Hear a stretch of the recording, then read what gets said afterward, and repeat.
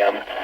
If severe weather threatens the area near the normal test time, the test will be postponed until the next good weather day. The warning alarm will be activated for selected watches, warnings, and statements affecting central and southern Minnesota and west central Wisconsin. This concludes the test of the warning system. We now return to normal programming.